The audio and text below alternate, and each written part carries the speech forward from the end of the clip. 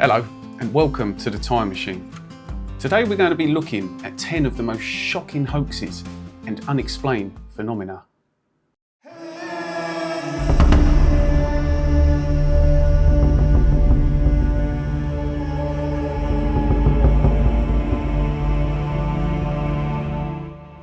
History is filled with stories that make you question reality.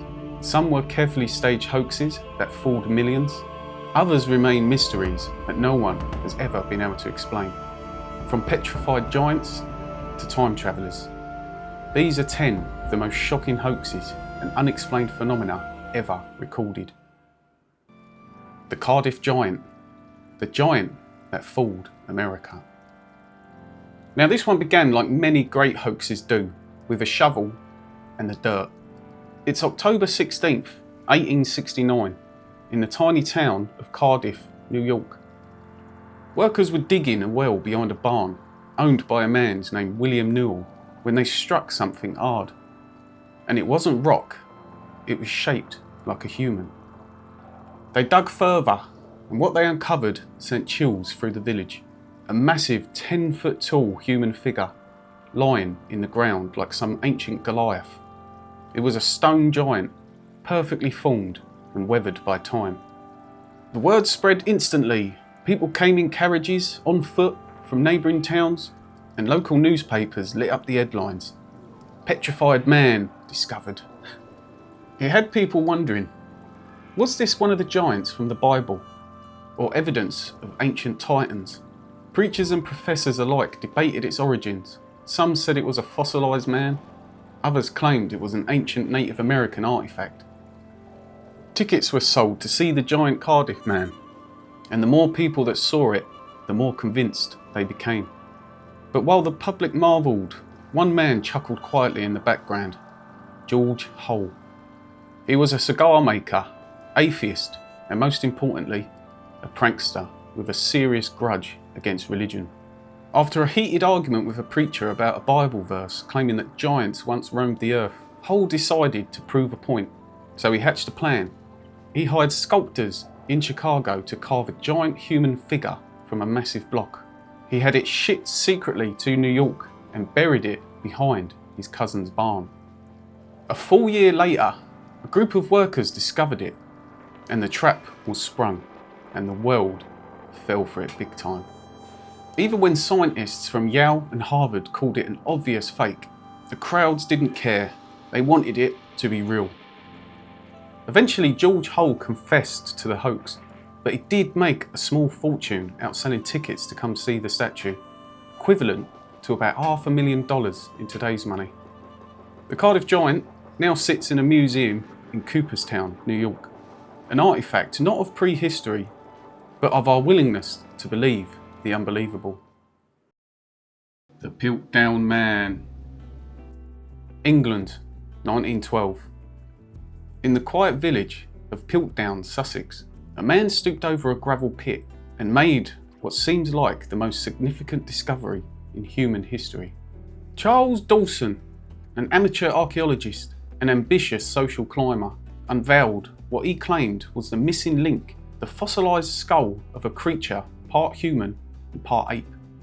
It was exactly what scientists have been hoping for. Back then, evolutionary theory was still young.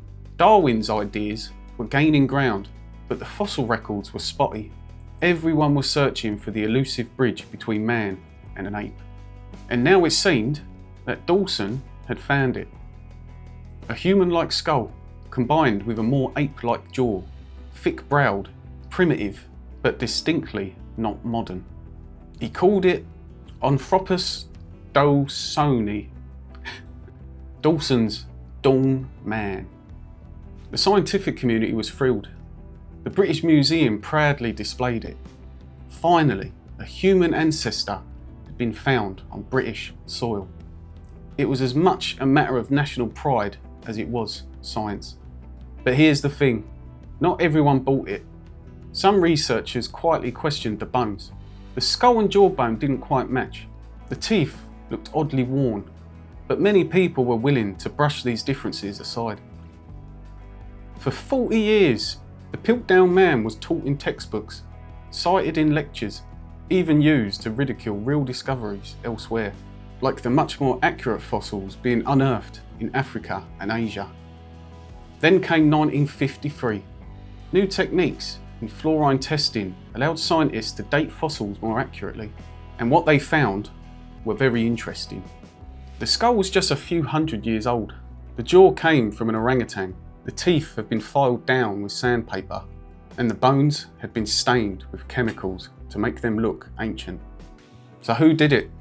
The prime suspect was Charles Dawson himself, though he died before the hoax was exposed. Others think it might have been a colleague playing a prank, or even a rogue academic trying to embarrass the British Museum. Whoever the culprit was, they fooled the best minds in their generation and delayed real progress in human anthropology for decades. The alien autopsy, the Roswell tape that shocked the world. It's 1995. A British man named Ray Santilli made an announcement that sent shockwaves through the world. He claimed to have something that had never been seen before, authentic footage of an alien autopsy, filmed by the US military in 1947 after the infamous Roswell crash. For decades, Roswell has been the stuff of conspiracy and sci-fi legend, but now, for the first time, someone had proof. The footage was pretty graphic. It was of an alien on an operating table with a large head, black lifeless eyes and a frail body.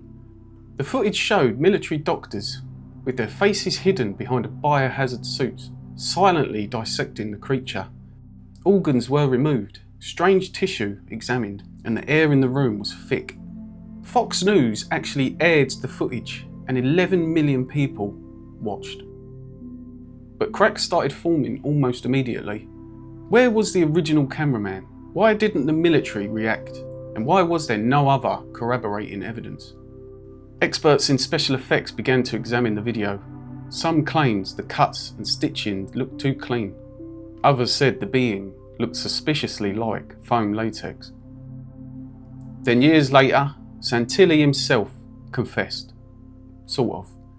Yes, the footage was recreated, he said, but only because the original film had degraded. The real autopsy had happened according to him, but what the world saw was a restaging using actors, props and sheep organs. To this day, the alien autopsy film lives in a strange limbo, debunked by most but clung to by believers. Is it a lie that hid the truth, or just a hoax feeding off a much bigger myth? One thing is for certain, it made the world look twice at what might have happened in Roswell. Balloon Boy.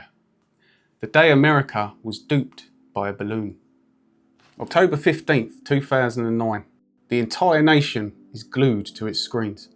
A bizarre silver helium balloon floats thousands of feet, and reports say that a 6-year-old boy is trapped inside.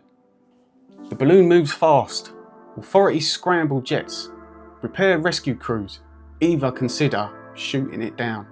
Every major news network cuts to live coverage. For 2 straight hours, people hold their breaths. If the balloon drops too quickly, the boy might not survive. It finally lands in an empty field, and the boy is nowhere to be found. Panic turns to dread. Did he fall out mid-air? Is he lost in the wilderness? But then, in a bizarre twist, he's found alive, hiding in the attic of his house. At first, it's treated as a miracle. Maybe he panicked and hid when the search started. Kids do strange things when they're under pressure. Then came the moment that changed everything. On a live interview with CNN, the boy is asked why he didn't come out when people were calling for him. The boy looks at his father, hesitates, and then says, "You guys said that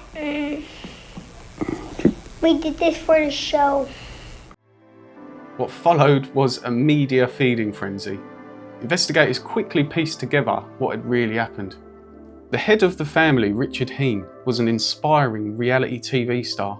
He had staged the entire event. There was never a chance the boy was inside the balloon. It was all part of a plan to get attention and land a spot on a TV show and cash in on viral fame. He was charged and actually served jail time. And in the end, they didn't get the reality series, they got national disgrace. It was a reflection of the media culture addiction to spectacles, and a public all too eager to suspend disbelief. The Cottingley Fairies.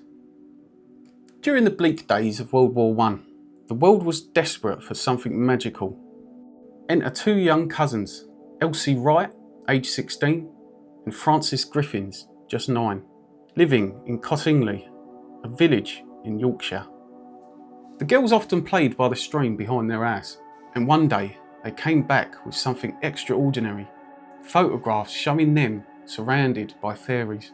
Tiny humanoid creatures with delicate wings, dancing in the air, posing beside the girls. Their parents were sceptical, but the spiritualist movement of the time wasn't. People wanted to believe. That included none other Conan Doyle, the creator of Sherlock Holmes. He was an avid believer in the supernatural. Doyle took the photos as proof that spiritual beings existed. He published an article in a magazine declaring them authentic. The world was enchanted, but even then, critics raised eyebrows. The fairies looked suspiciously two-dimensional, and the poses were too static. Still, the story stuck. The girls were invited to speak about their experiences, but always guarded their secret. It wasn't until 1983, more than 60 years later, that Elsie finally admitted it. They had copied the fairies from a children's book, drew them on cardboard, propped them with hat pins, and photographed them. It was a prank, a private joke that spun wildly out of control. But here's the eerie part. Frances, the younger cousin, maintained until her death in 1986 that one of the 5 photos was real. And so, even in confession, a sliver of mystery remains. The Cottingley Fairies remind us that in times of fear and uncertainty, sometimes people don't want the truth, they want magic. The night terror that fell from the sky. In the dead of winter in 1959, 9 Soviet hikers set out on an expedition into the icy wilderness. They were all young, strong and experienced engineers, students from the Ural Polytechnic Institute. Their route was harsh, but they were prepared. This was nothing they hadn't done before. They made a camp on a barren slope of what locals called Mountain of the Dead. It would be the last time anyone saw them alive. When they failed to return, a search party was dispatched, and what they found would become one of the most chilling mysteries of the 20th century.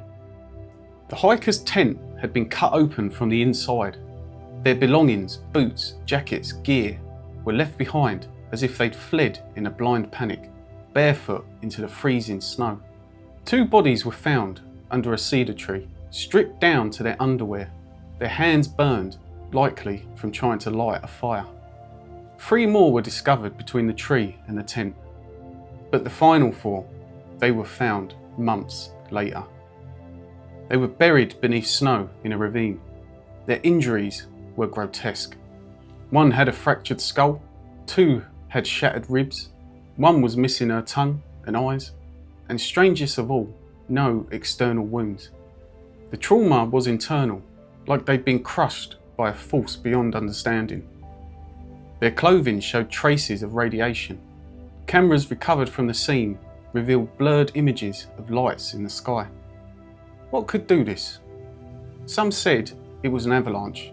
Others blamed infrasound-induced panic, secret military equipment, or even a Yeti attack. To this day, no explanation satisfies every detail. 9 healthy people ran out into the night, into minus 30-degree temperatures, and died horribly without ever making a sound. The wow signal. It was just another quiet night at the Big Ear Radio Observatory. Astronomer Jerry Uman was going through reams of computer printouts, rows of numbers and letters, most of them meaningless, and then it hit him. A signal. Powerful, narrow band, unmistakably non-random. It read 6EQUJ5. It lasted exactly 72 seconds, the maximum window the telescope could detect as Earth rotated. It came from the constellation Sagittarius. And then, nothing. No repeat, no follow-up, just silence. Jerry was so stunned. He circled the data in red pen and wrote the only thing he could think of: wow. Since then, it's been known simply as the wow signal. The frequency of 1420 MHz is a natural hydrogen line, and that is very significant because it's the universal frequency scientists have long theorized intelligent life might use to communicate, like a cosmic calling card. Many tried to explain it away. Some blamed a passing satellite or earthly interference, but nothing fit. The Big Ear telescope used two receivers, separated slightly. If the signal came from Earth, both would have picked it up, but only one did. The signal didn't repeat, didn't drift like a natural source. It came loudly, clearly, and then vanished. For over 40 years now, astronomers have scanned the same region of space and have received nothing. In 2017, one theory suggested the signal might have come from a pair of comets, but this was widely criticised and never proven. The real truth is, we just don't know. Maybe it was a fluke, maybe it was an alien civilization pinging Earth, and maybe we missed our only shot to an answer. The Taos Hum, the sound that shouldn't exist. Taos, New Mexico. It's a picturesque desert town, known for its art scene and something much stranger. A noise, a sound that can't be recorded, one that haunts the people who hear it. It began in the early 1990s. Residents started reporting a strange, persistent, low-frequency hum. Not everyone could hear it, only about 2% of the population. But for those who could, it was maddening. A deep, droning vibration, like an idling truck or a distant generator. It wasn't coming from any power lines. It didn't match any industrial activity. It wasn't even audible to microphones or audio equipment. But it was real. Some couldn't sleep. Others developed anxiety, depression, or headaches. One man claimed it drove him to the brink of ending it all. The town council took it seriously, and experts were brought in. They conducted tests, surveys, and sound measurements, and they received nothing. No consistent frequency, no pattern, no obvious source. Some thought it might have been tinnitus, a phantom ringing in the ears, but that didn't explain why so many people reported it all at once, in the same town. Others blamed low-frequency military equipment, HARP, or secret underground tunnels. Some theorised it wasn't even sound at all, but electromagnetic energy interfering with the brain, or a form of mass psychosis. But again, why only in this location? No cause has ever been confirmed. The Taos Hum remains one of the most chilling phenomena in modern history. The Pollock Twins, reincarnation or something else? Hexham, England, 1957. A tragic incident claims the lives of two sisters, Joanna, age 11, and Jacqueline, age 6, killed instantly when a car struck them on their way to church. The parents, John and Florence Pollock, were devastated, but John, deeply spiritual, refused to believe they were gone forever. He told his wife that they would return, not metaphorically, but literally. 1 year later, Florence gave birth to twin girls, Jennifer and Gillian. At first, everything seemed normal, but soon, strange things began to happen. Jennifer had a birthmark in the same place as Jacqueline had. The twins began asking for toys that had belonged to their dead sisters, toys they'd never seen before. They recognised landmarks in Hexham they had never visited, describing where Joanna and Jacqueline used to play. They even reenacted the tragic accident in their games, lying in the street with their eyes closed. When asked why, they couldn't explain. The girls began expressing fears and preferences identical to their dead sisters. Jennifer, in particular, spoke about Joanna's life in the first person. By age 5, the memories faded. The twins grew up, lived normal lives, and eventually stopped discussing their strange connection. But researchers in reincarnation, especially psychiatrist Dr. Ian Stevenson, studied the case extensively. To him, it was one of the strongest cases supporting the possibility of past life memories, especially in young children. Skeptics argue it was suggestion, that the parents unintentionally influenced their twins, or that the coincidences weren't as airtight as reported. The man from Taured. It was a hot summer's day at Haneda Airport, Tokyo, 1954. A man stepped off a flight from Europe. He was well dressed and also fluent in several languages. He handed over his passport, and that's where things got weird. The passport was from a country called Taured. The customs officer has never heard of it. He checked the list of nations, got nothing back. He was told that Taured didn't exist, and he became agitated. He insisted it had always existed. He'd travelled extensively on business and showed them dozens of passport stamps, which included prior entries to Japan. Even his bank account was verified by a real company in Tokyo, but none of it made sense. So the authorities detained him in a hotel room, with guards posted outside, and confiscated his documents for further investigation. The next morning, he was gone. The guards never saw him leave. The door hadn't been opened. The room had no balcony, no escape. And the passport was gone. No trace of Taured, no trace of him ever again. Officially, it's dismissed as urban legend. There's no paper trail, no confirmed witnesses, but the story persists. Some say he slipped through a crack between parallel universes. Others say it was a cover-up. He was a time traveller or a spy, silenced by someone who knew too much.